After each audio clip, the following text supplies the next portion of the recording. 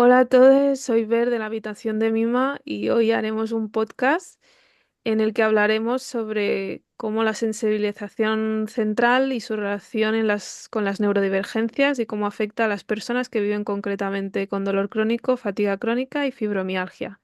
Para ello contamos con una persona experta en el tema, que es la doctora Maru Quintana de Medicina Tudela, que es médica, internista integrativa y neurodivergente. Se encuentra actualmente trabajando con personas con sensibilización central desde un abordaje integrativo y desarrollando material de divulgación al respecto.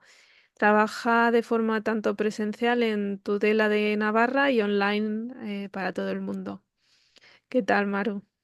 Bien, y tú, gracias por la invitación, súper contenta de estar aquí. Sí, yo también con muchas ganas de hacer este podcast porque, como sabes, me toca un poco personalmente.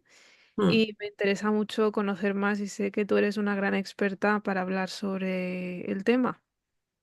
Bueno, si a ver quieres, qué podemos hacer. empezamos con las preguntas. La primera que te tengo es, ¿qué es exactamente la sensibilización central y cómo afecta al sistema nervioso, ¿no? El por qué ocurre, qué teorías sobre el origen hay al respecto.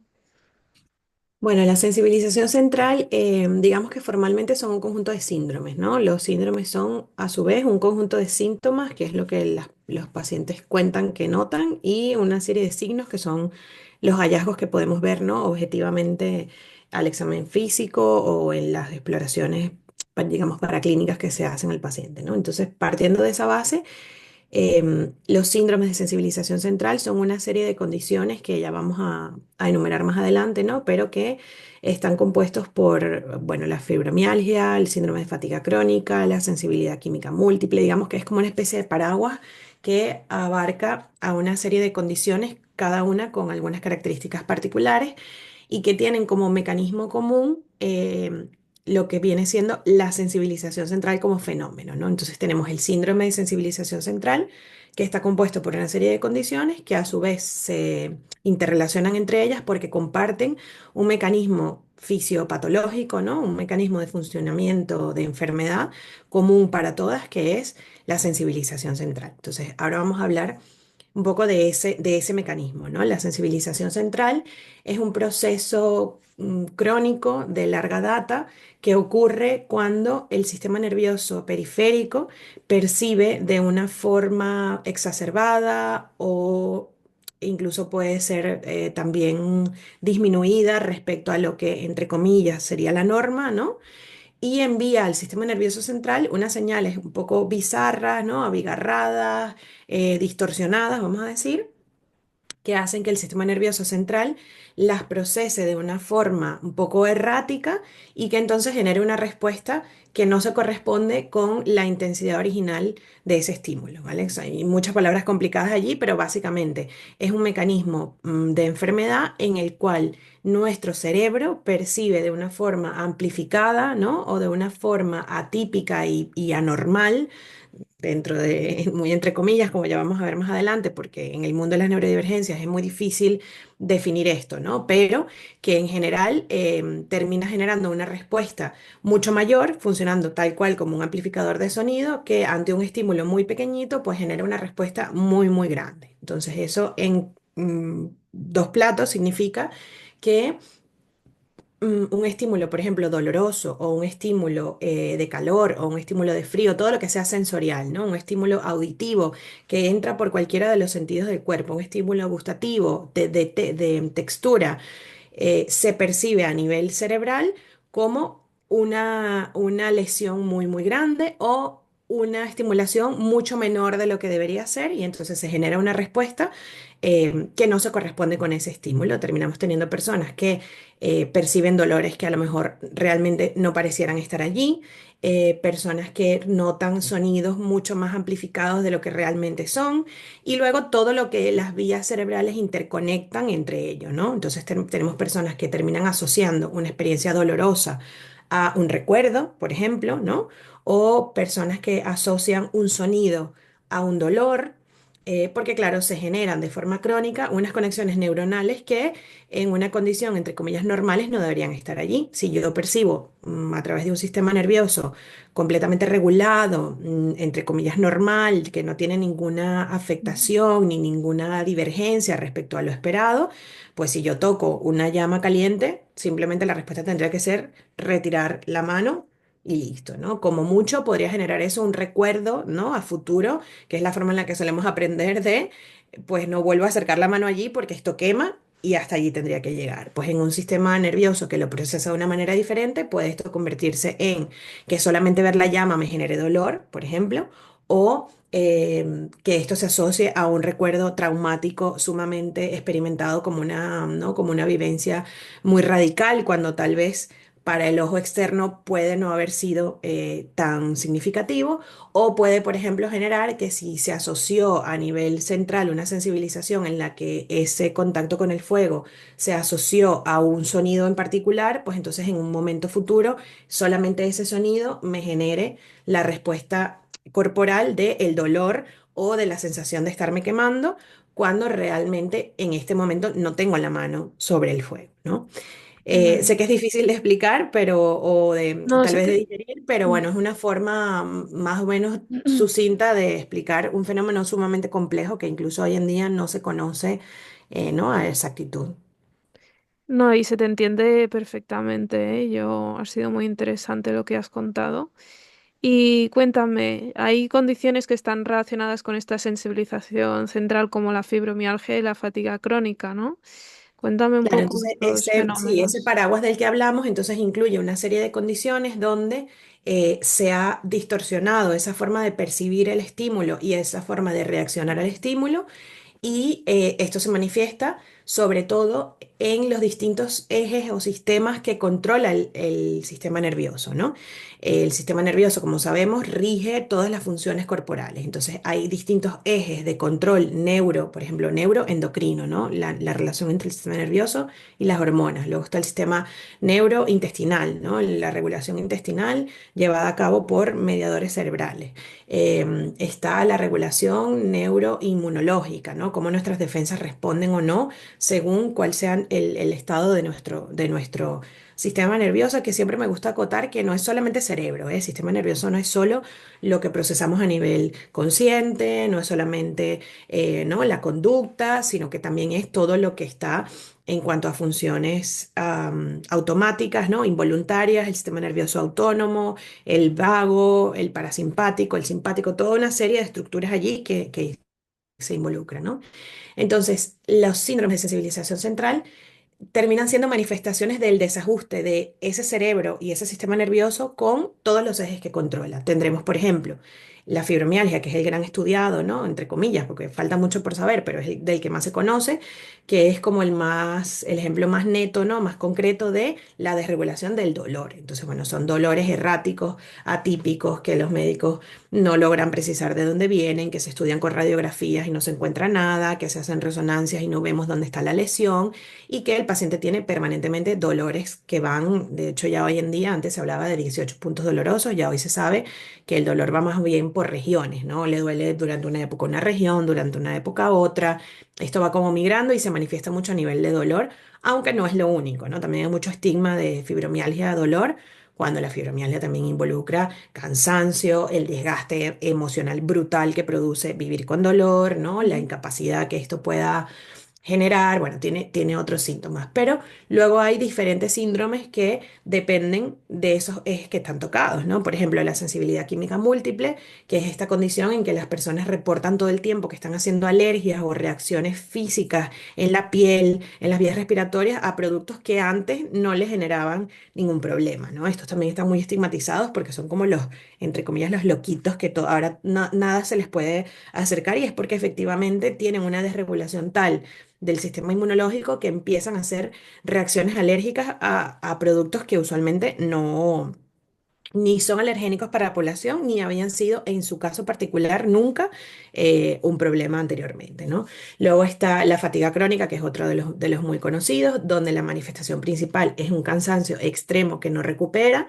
y que como siempre decimos, la fatiga no es cansancio, sino que es un síntoma neurológico de un sistema nervioso que está en colapso, tratando de responder a una cantidad de estímulos que puede que estén allí o no, y que pues generan una situación de desgaste físico absoluto y que las personas realmente están, que no pueden prácticamente hacer vida diaria, ¿no? Y luego tenemos otras condiciones menos conocidas, pero no menos conocidas, sino menos relacionadas con los síndromes de sensibilización central, pero que yo siempre creo que está bien recordar, como por ejemplo la disautonomía, que hoy en día está tan sonada y que se suele estudiar como un problema aislado cuando muchas veces forma parte de un síndrome más grande, ¿no?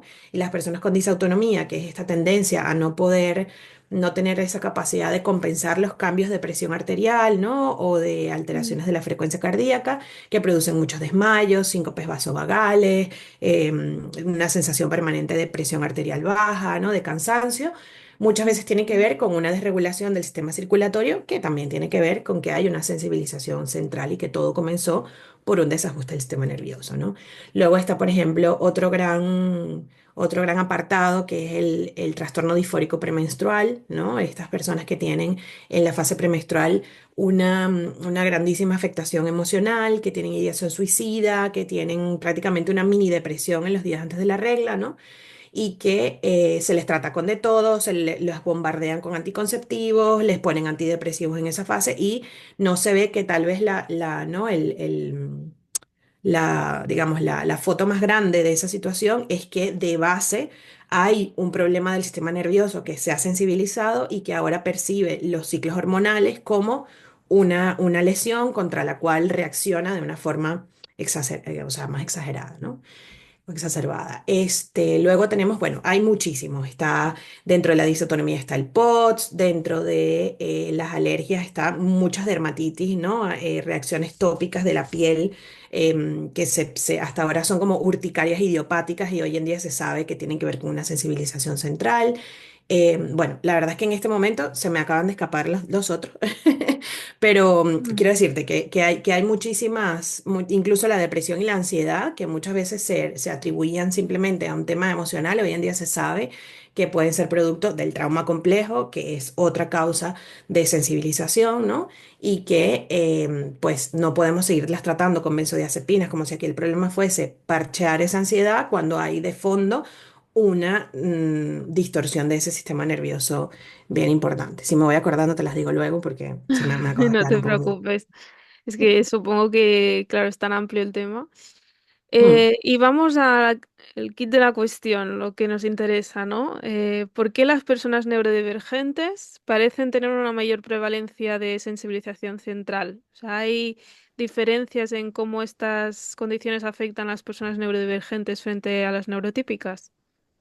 Claro, partiendo, esto es un gran sí, pero es verdad que falta investigación y que sobre todo falta investigación que sea más que anecdótica, ¿no? Porque todos los que trabajamos en el campo de las neurodivergencias y todos los que somos neurodivergentes sabemos que esto es una realidad. O sea, no necesitamos que haya un gran estudio que nos lo demuestre porque todos hemos pasado por periodos de fatiga extrema, periodos de, ¿no? Estos shutdowns que hacemos, por ejemplo, en las personas autistas, que muy probablemente tienen que ver con una desregulación muy importante, ¿no? Y que se pueden permanecer, o sea, se pueden prolongar en el tiempo, pero es verdad que faltan datos como de poblaciones muy grandes para saberlo, ¿no? Em, Sin embargo, el mecanismo es muy claro. Para que exista sensibilización central, tiene que haber una injuria permanente que puede ser o una gran injuria muy grande que se sostuvo en el tiempo, por ejemplo, una gran cirugía que hizo un daño local muy grande y que obviamente tardó tiempo en recuperar porque, yo qué sé, te hicieron una intervención de espalda que salió mal y que se infectó y que hubo que reintervenir, pues esa lesión concreta en el tejido concreto puede a largo plazo convertirse entonces en una espalda que percibe todo el tiempo que ahí hay una lesión, ¿no? Pero también puede ocurrir por una lesión más silente, pero permanente sobre el sistema nervioso. Por eso, por ejemplo, el caso de la disforia premenstrual, pues si tú tienes una regla que todos los meses de toda tu vida está haciendo una lesión, porque el sistema nervioso la percibe como una, ¿no? Un ataque, una herida, una injuria, entonces eventualmente eso se desregula y la respuesta es patológica, ¿no? Entonces, si partimos de ese principio de una, yo siempre digo como la tortura china de la gota en la cabeza, ¿no? A lo mejor no recuerdas en tu historia un gran momento de lesión física, pero si tú eres neurodivergente sabrás que posiblemente, y quienes no lo sean, pues está bien divulgarlo, ¿no? Las personas que somos neurodivergentes y tenemos un perfil sensorial, digamos que diverge, como bien lo dice la palabra, de lo esperado, pues tenemos, por ejemplo, una gran sensibilidad auditiva o una gran sensibilidad visual o una gran sensibilidad táctil, ¿no? Cada quien tiene un perfil sensorial distinto y esto también pasa en personas neurotípicas. Lo que pasa es que creo que hay menos conciencia en el mundo de la neurotipicidad que en el mundo de la neurodivergencia, porque evidentemente las neurodivergentes tenemos más problemas con esto porque nos tenemos que adaptar a un mundo que no está hecho para nuestras necesidades, ¿no? Pero si tú tienes un perfil con una cierta sensibilidad que tiene que permanentemente exponerse a esa pequeña gota sobre la cabeza ¿no? de la tortura que va horadando poco a poco a lo largo de toda la vida, pues claro, llega un momento en la adultez en el que ese sistema nervioso termina por sensibilizarse. Y hay ejemplos muy concretos, ¿no? Por ejemplo, el típico ejemplo de la luz. Esto pasa también en personas migrañosas. La migraña hoy en día se piensa que puede ser un síndrome de sensibilización central también, porque hay estímulos que son lesivos para las personas con migraña, ¿no? Y entonces, por ejemplo, la luz blanca o la luz muy potente o los cambios radicales de luz son percibidos por un ojo del migrañoso que está conectado con un cerebro migrañoso como un ataque, ¿no? Y entonces, bueno, migrañas desde pequeño, migrañas, migraña, migraña, migraña, se termina convirtiendo en ya solamente al ver la luz se me desencadena una migraña brutal que puedo tardar días en resolver, ¿no? Entonces, partiendo de ese razonamiento clínico, o sí, o mecánico, digamos, de la parte fisiopatológica, en los neurodivergentes es mucho más común que exista sensibilización central porque partimos de un sistema nervioso que ya de por sí es más sensible.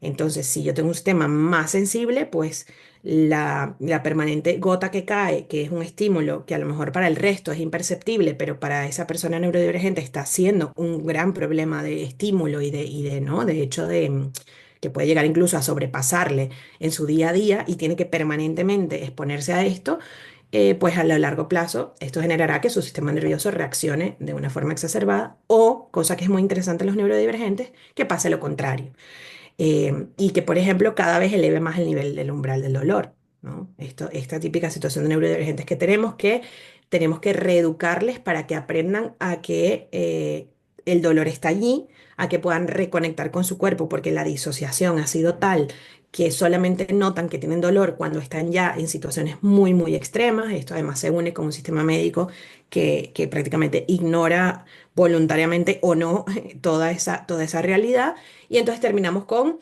neuroautistas que no se diagnostican con una apendicitis hasta que se perfora el apéndice y ya se convierte en una emergencia, ¿no? De vida o muerte, cuando a lo mejor si hubiera tenido un umbral de dolor más regulado, se hubiera podido percatar de esto mucho más temprano. Entonces, bueno, la expectativa es, de hecho, tratar de que si protegemos a las infancias de neurodivergentes, ¿no? Y si adaptamos, bueno, a las infancias también a los adultos, ¿no? Pero quiero decir que esto de que tengamos neurodivergentes de 29, 30, 35 años que ya están presentando fibromialgia, que ya están con fatiga crónica, que están en procesos de discapacidad y de incapacidad porque realmente sus vidas están desmoronadas, esto podría evitarse si el mundo capacitista flexibilizara un poco, ¿no? Y simplemente permitiera que si a mí la luz blanca me desencadena crisis de dolor, me desencadena meltdowns, me desencadena migrañas, me molesta, me hace disminuir mi rendimiento cognitivo y ejecutivo, pues simplemente permíteme, por favor, no trabajar con luz blanca y ya está, y no me hagas tener todos los días de mi vida una injuria, ¿no? A mi sistema nervioso. Entonces, definitivamente sí, sí hay más sensibilización central en neurodivergentes y tiene mucha lógica porque va muy de la mano con la forma en que nosotros percibimos el mundo a través de nuestros sentidos, porque nuestro perfil sensorial suele ser más, sí, más hipersensible, vamos a decir, pero también porque puede ser más hiposensible y de cualquier manera, si nos sometemos a un estímulo que no se adapta a ese perfil, a largo plazo puede generar sensibilización central. O sea, básicamente es esta hipersensibilidad sensorial la que está relacionada con este desarrollo del dolor crónico, ¿no? Por lo que cuenta. Correcto, correcto. ¿Y hay investigaciones actualmente sobre este tema?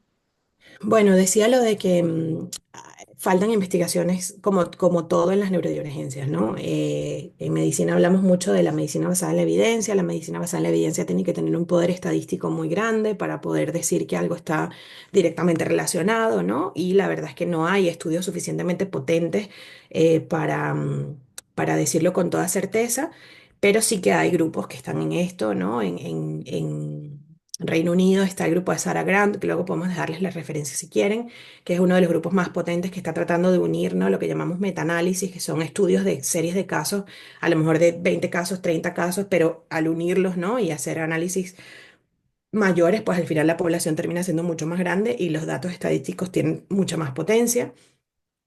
Y se piensa que la sensibilización central en la población general tiene una incidencia de un 1%, cosa que también hoy en día está en duda porque falta investigación también en población neurotípica, ¿no? La fibromialgia hasta hace nada era una enfermedad de mujeres que estaban locas, histéricas, ¿no? Este era el enfoque.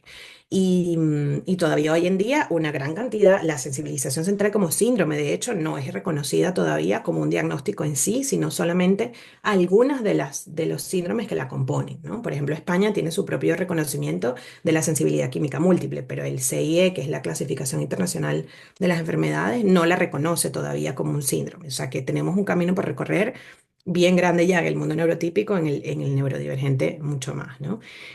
Allí también hay un grupo hispanoamericano que ha hecho un estudio bien potente que está por salir ahora en marzo, publican, de mi compañera Lorena Salami. Ella dedicó su tesis a esto y tal, y ha hecho una recopilación, lo mismo, ¿no? A rollo metaanálisis de tratar de abarcar datos que estaban por allí sueltos y que además nos permite también diversificar un poco esto que tanto necesitamos en la neurodivergencia, ¿no? De que no sea solamente estudios de autistas son niños blancos, nórdicos, sino también otras etnias, ¿no? Otros estratos socioeconómicos, también para ver cómo es el impacto.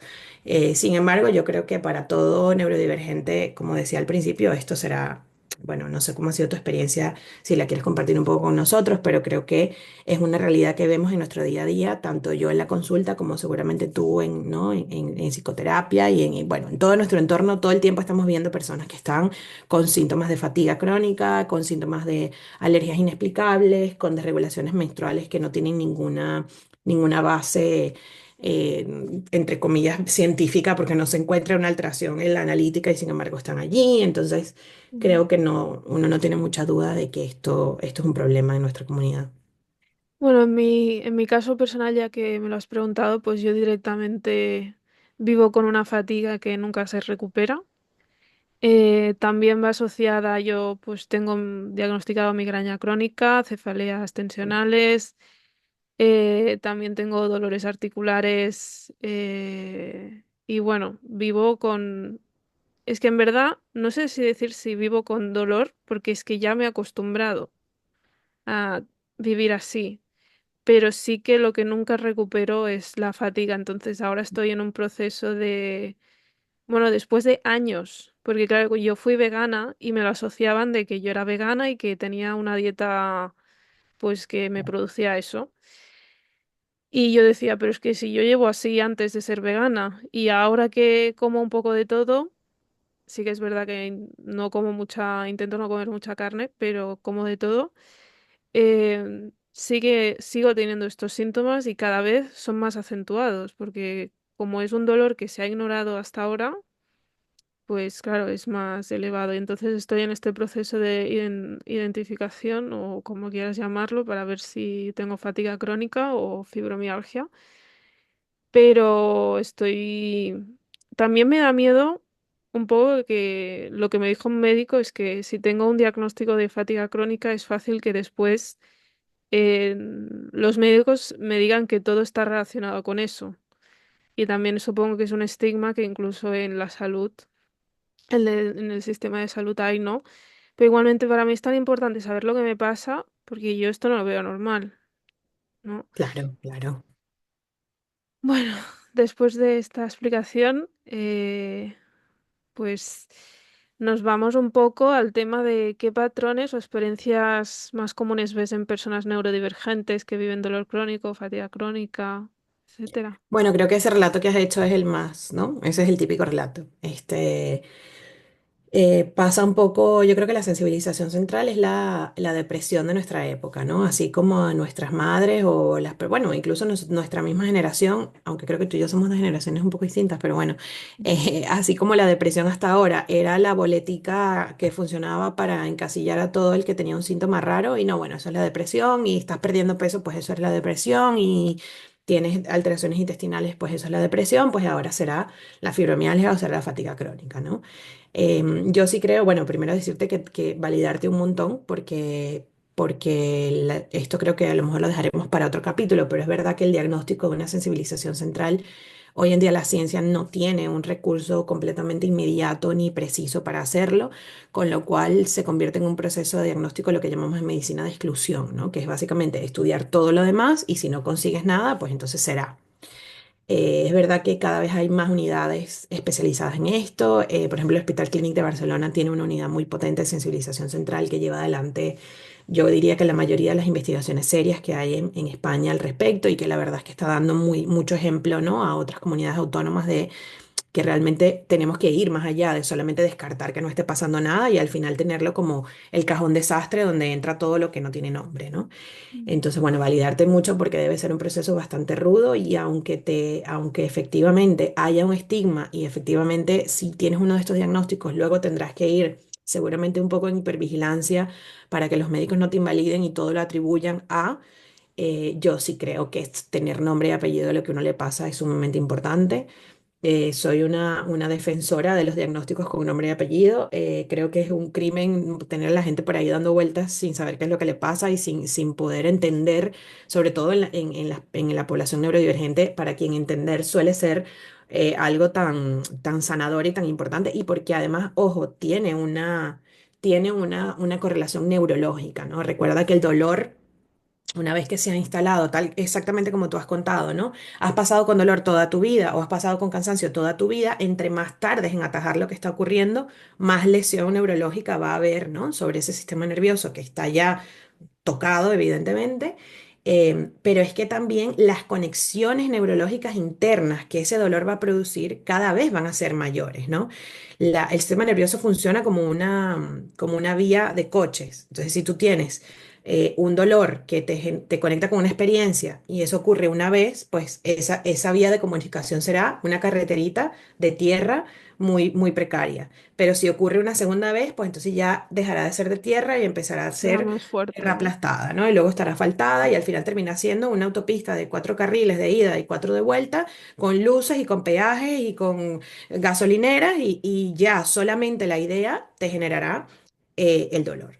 Entonces, en ese proceso es importante saber que también se generan conexiones cognitivas. Entonces, si nosotros logramos entender el dolor y entender por qué ocurre y pasar por toda esta, por eso yo creo que la divulgación es tan importante, someternos a toda esta información de por qué me duele, por qué estoy cansada, por qué estoy fatigada, también ocurre al revés, y es que si cognitivamente corregimos, ¿no? O disminuimos el peso o sea, que neuronalmente tiene esa información, también eso regulará de forma descendente, digamos, ¿no? A nivel de los efectores, de los perceptores del dolor, de los perceptores del sonido, tal, bajará también la intensidad con la que recibimos ese estímulo. No con eso quiero decir que al entender te vas a curar de la fibromialgia, pero sí creo que es algo que ayuda y creo que esa historia que has dicho es la historia clásica del neurodivergente que ha pasado por un peregrinaje médico horroroso y que sobre su tercera década de vida es que empieza más o menos a comprender que lo que le pasa no es normal y que tiene que abogar por sí mismo, lamentablemente, porque no tendría que ser así, pero así es. Y seguir insistiendo en los médicos de que algo está ocurriendo y los médicos de este lado pues deberíamos tener la responsabilidad de tomárnoslo en serio y yo me alegro de que por lo menos haya cada vez más iniciativas para que eso sea así. Totalmente. Y si quieres, vamos directamente a las preguntas porque si no se nos irá el tiempo. Mm. Son preguntas que nos han hecho de Instagram u otras redes y que parecen ser muy interesantes. Y te digo la primera. Quisiera saber qué ejercicios puedo hacer para fortalecer músculos. Tengo 42 años y lo necesito, pero siento tanto dolor que hace años que no voy al gimnasio. Bueno, primero lo siento mucho porque esto tiene que ser muy duro. allí yo creo que la clave es que no podemos exigirle a tu pobre cuerpito que se mueva más de lo que puede si está desregulado, ¿no? Entonces lo primero es ver qué podemos hacer para optimizar ese dolor, Uy, para bajar un poco el volumen de esa molestia y desde allí tratar de movernos, ¿no? Esto de decir todo el tiempo que el ejercicio va a curar la fibromialgia, ya, bueno, sí, perfecto, pero si no me puedo mover, no puedo hacer ejercicio. Entonces, primero, controlar un poco el dolor y una vez que el dolor se controle, plantearnos podernos mover. Es verdad que es un pez que se muerde la cola, por lo cual también la otra recomendación sería moverte como puedas. A lo mejor ya no puedes desplazarte al gimnasio en este momento, pero puedes hacer pesas mientras que estás en la cama, literalmente. Puedes establecer estrategias como, por ejemplo, utilizar, ¿no? Estas tobilleras de peso, de arena, para que moviéndote en casa, lo poco que te muevas, pues lo hagas con un poco de resistencia. O sea, hay que hacer estrategias muy, muy, muy de a poquito para poder aportar algo de movimiento y algo de ejercicio de fuerza, mientras que en paralelo se trata el resto de síntomas y tratar el resto de síntomas no es que el médico de cabecera te ponga un antidepresivo que llevas con antidepresivos 5 años y ya está, ¿no? Es hacer un abordaje mucho más integral. Entonces, mucha paciencia contigo misma y mucha autocompasión porque no es fácil moverse cuando tienes dolor y no puede ser que la medicina todo el tiempo dé como solución movimiento para personas que no se pueden mover. O sea, vamos a buscar otras estrategias. totalmente. No, otra pregunta. ¿Nos podemos beneficiar de una dieta antiinflamatoria? Uf, bueno, sí, es verdad que todo lo que sea inflamatorio, que también habría que ver en cada caso individual qué es una dieta antiinflamatoria, ¿no? Pero es verdad que algunos compuestos muy ultraprocesados, ¿no? Azúcares muy refinadas, pueden generar un efecto inflamatorio y eso empeora las crisis de dolor. Pero creo que yo personalmente en mi abordaje integrativo de las condiciones de sensibilización central, siempre digo que persona feliz es lo que cura estas condiciones, ¿no?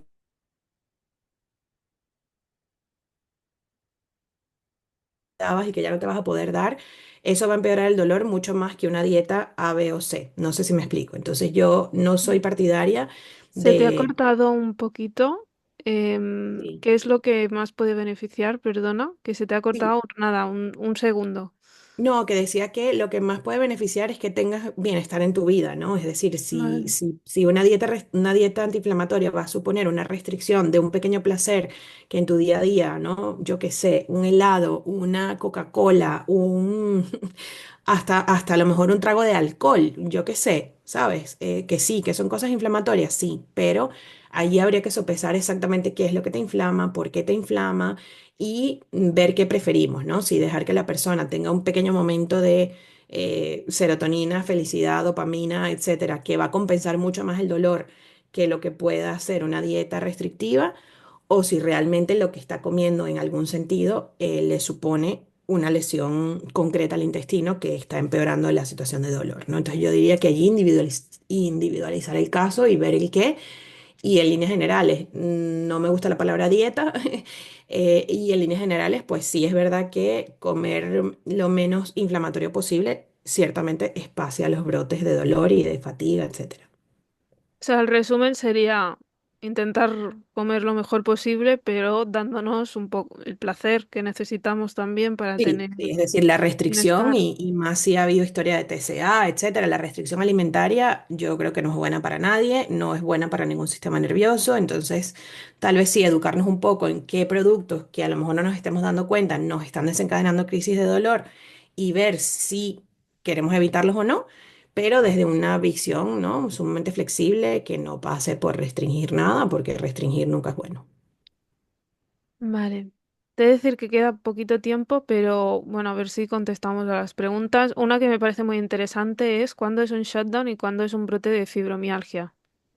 Ya, allí es difícil saberlo, sobre todo porque el shutdown es que hoy en día no se sabe si es un episodio de sensibilización central que se supera, ¿no? En el que el sistema nervioso colapsa y se apaga.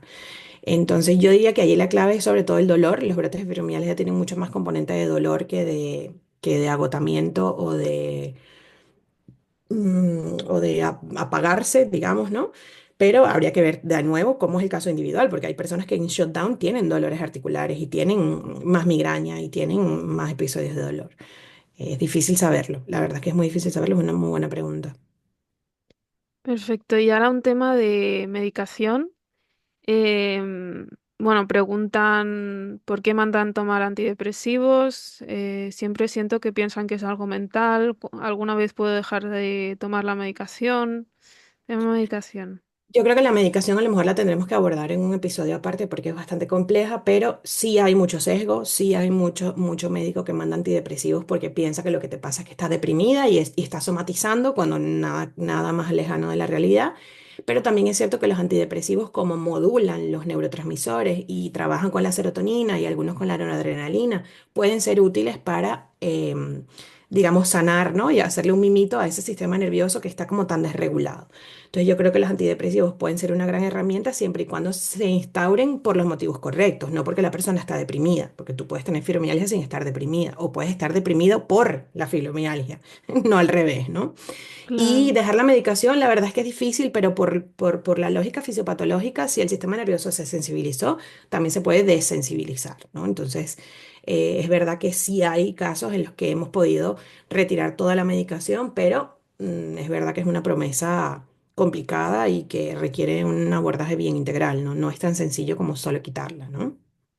Vale, pues dejamos que el tema de medicación vamos a tratarlo mejor en una parte 2. Mm. Y la última pregunta, quiero solicitar la discapacidad o incapacidad. ¿Alguna recomendación? Bueno, y la recomendación sería que te asesores lo mejor posible con trabajo social y con, si estás en un proceso laboral, con algún abogado laboral, porque las clasificaciones para incapacidad y discapacidad son bastante estrictas y que entre más soporte médico tengas para el momento de empezar ese proceso, mejor, ¿no? Que haya sido lo más estudiada posible, que tengas la mayor cantidad de reconocimiento médico. Lamentablemente estas cosas van por papeles firmados, ¿no? Diagnósticos formales, palabras rimbombantes y sellos de instituciones.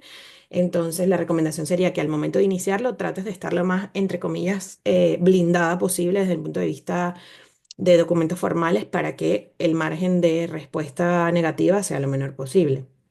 ¿Te pueden dar un grado muy alto de discapacidad por fatiga crónica, fibromialgia o es mayor del La verdad treinta y es que tres por sí, la verdad es ciento? que sí, dependiendo de cuál sea tu, sobre todo se enfoca mucho en la parte física, ¿no? Dependiendo de cuál sea tu grado de incapacidad motora, sobre todo motriz, la verdad es que sí, yo he visto porcentajes hasta de 50, 40 y pico de discapacidad y de incapacidad depende mucho de cuál es tu tipo de trabajo, ¿no? Si es un trabajo muy físico, cuántas veces has estado de baja por este problema, qué tanta medicación llevas. O sea, la verdad es que es un proceso bastante cruento y bastante doloroso porque suelen verte como un ente totalmente físico y si en lo físico está manifiesto, pues tienes buenas posibilidades, pero si no, puedes terminar encasillada en la loca depresiva que no, que se está inventando el dolor, ¿no? Pero es verdad que cuando hay manifestación física, sí he visto casos en los que cada vez hay más apertura a reconocer discapacidad e incapacidad. Muy bien. Pues dejamos aquí el podcast que se nos acaba el tiempo. Muchas Vale. gracias, Maru. Me ha A encantado ti. todo lo que has explicado y nos vemos en una parte 2 para hablar más de tratamientos, estrategias de manejo, también hablaremos de la medicación, ¿vale? Vale. Espero Gracias, Belén. que os haya gustado mucho a vosotros, los que hayáis escuchado el podcast. Yo he disfrutado mucho y me ha ayudado a entenderme un poquito mejor y espero que a vosotros también. Y otra vez, gracias, Maru. Gracias a ti. Es- Perdona lo largo. Bueno, nos Chao, vemos. chao. Adiós. Ay, espera.